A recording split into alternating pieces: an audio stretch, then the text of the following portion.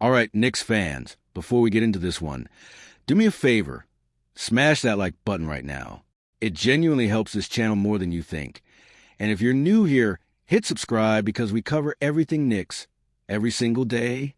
Okay, let's get into it. So we're out in Las Vegas for Summer League, and there's a story that's been floating around that I think deserves way more attention than it's getting.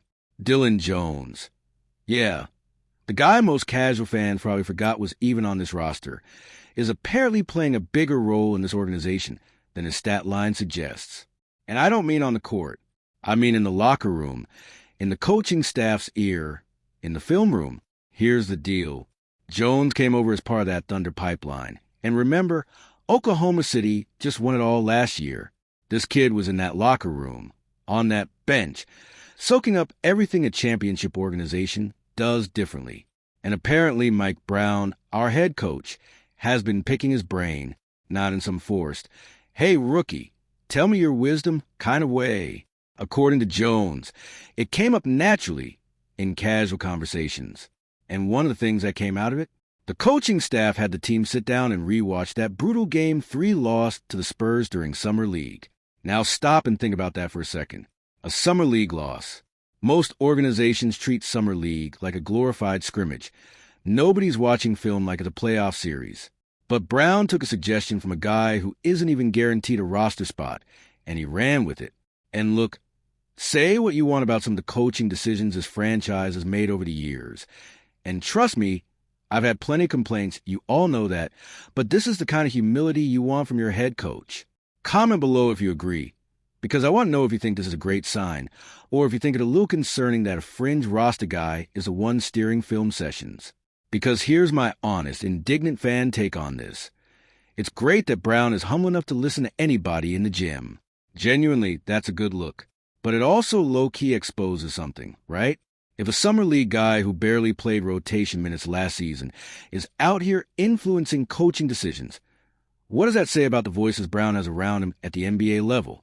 I want to see that same humility applied to real roster construction decisions, not just film sessions in Vegas. And speaking of roster construction, can we talk about the center situation for a second? Because this is where my blood pressure starts rising every single time I think about it. Right now, on this roster, our center depth is Karl-Anthony Towns and Andre Drummond. That's it. 2 bodies. And KT, as much as I love his offensive game, is not exactly a rim-protecting, bang-with-you-every-night kind of 5. We need bodies. We need depth. And that's exactly why this Jonas Valanciunas rumor caught my attention. There were reports out of Europe claiming Valanciunas had already agreed to a deal with Lithuanian club Žalgiris. Valanciunas himself hopped on social media and basically clowned the report, laughing it off, saying something to the effect of, "Must be nice waking up and finding out my life's already been decided for me. Thanks, reporters." Which, fair. Reporters do this all the time. They run with a story before it's signed, sealed, and delivered. But here's the thing. Even with him denying it's final, multiple outlets are still saying a move to Žalgiris is expected to happen. And if that's true, that stings a little bit as a Knicks fan, because from what I understand, this front office had at least some level of interest in Valanciunas as a free agent center option, a guy who's a proven double-double machine, who can bang in the paint, who's been in winning environments before. If he walks to Europe instead of signing with an NBA team that could use him, and we are absolutely a team that could use him, that's one more center option gone from a very thin market.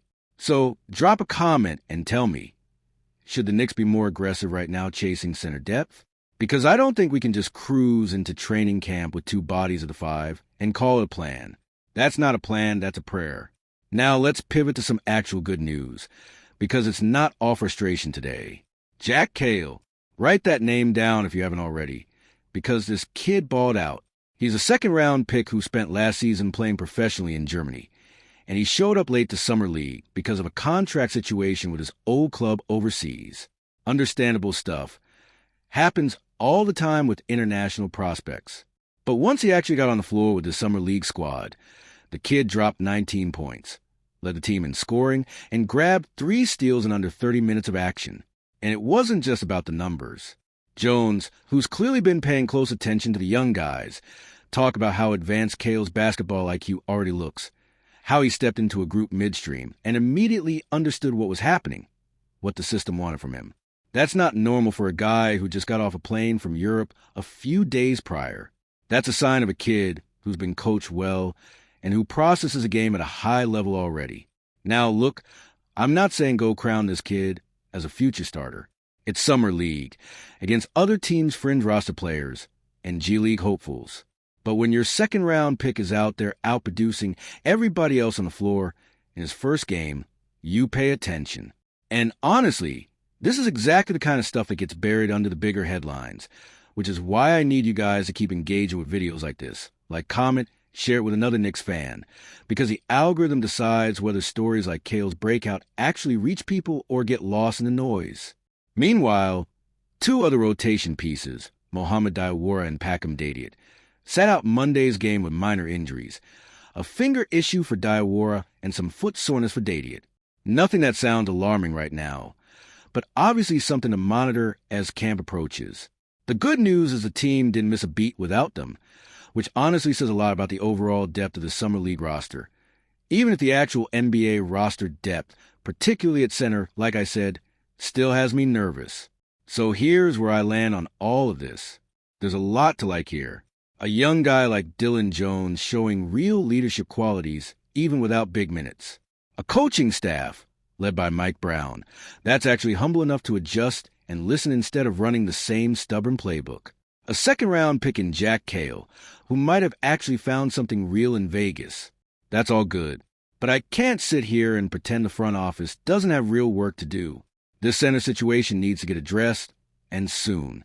We are one soft tissue injury away from being in real trouble at that position, and watching guys like Valanciunas potentially slip away to Europe instead of putting on a Knicks jersey is exactly the kind of thing that keeps me up at night as a fan.